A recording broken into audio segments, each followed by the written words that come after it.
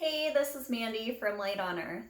So today I wanted to explain to you how you can look at the present moment and all of this work from a different angle. This is a realization I had, and I've been contemplating it more and more, and I feel like it's a really great angle to understand things from. So please keep a really open mind because, as always, we're talking about realizing everything holistically. And that doesn't mean that we throw away the practical aspects of life. So, what I want you to contemplate for yourself, and what I'm going to explain the power of in this in this video, is that nothing is ever wasted. To me, realizing this fully is another way of saying that the only thing that is real is now. There is no past or future aside from our thoughts. So we're constantly worrying about wasting things, worrying about wasting our time, thinking about how to direct our attention. And so the more a child is not concerned about those things. They don't worry, they don't have hardly any concept of time. They don't worry about wasting their finger paints. They'll dump the entire, my daughter's favorite color is pink, so she'll dump the entire bottle out on a piece of paper, and she doesn't worry about next time there not being enough pink. So as we mature, we learn that we want to save things for later. We learn how to save our money. We learn how to spend our time wisely. We learn how to be responsible. We learn the things that we should say to people, the things that we shouldn't say, and all of those wonderful things. But from the grand perspective, everything is perfect and nothing is ever wasted.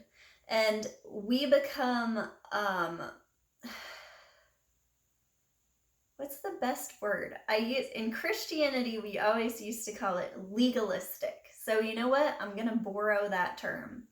Legalistic. We would point our fingers at Christians who were super into the rules and super into exactly what the Bible said in their interpretation. They just wanted everything like written down, hammered down. And so we become legalistic, and I became legalistic about the present moment. And I do believe that it's the most powerful way to understand this, and the most powerful gateway is the present moment, and understanding, how much of our life is a complete fiction, and that the only thing real is right now. So as adults, we become legalistic about using our time wisely.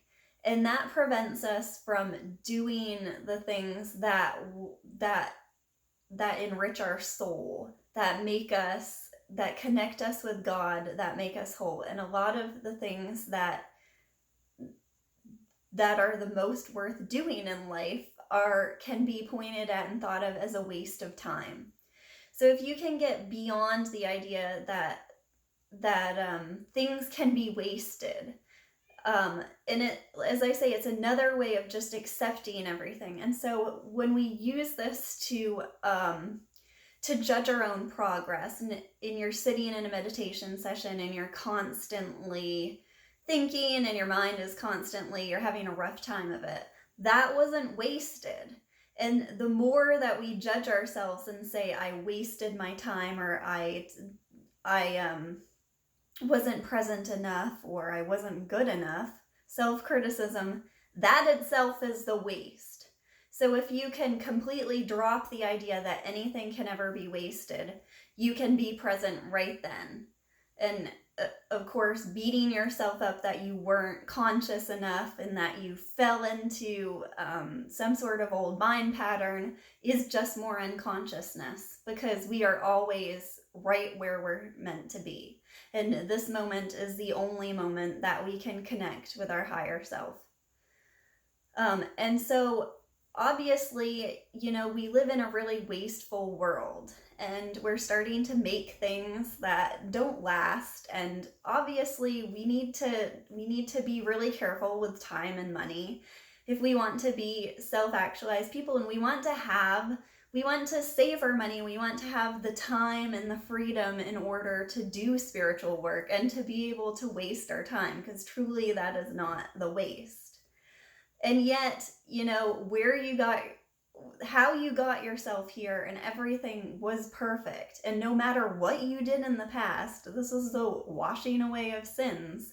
No matter what you did in the past, no matter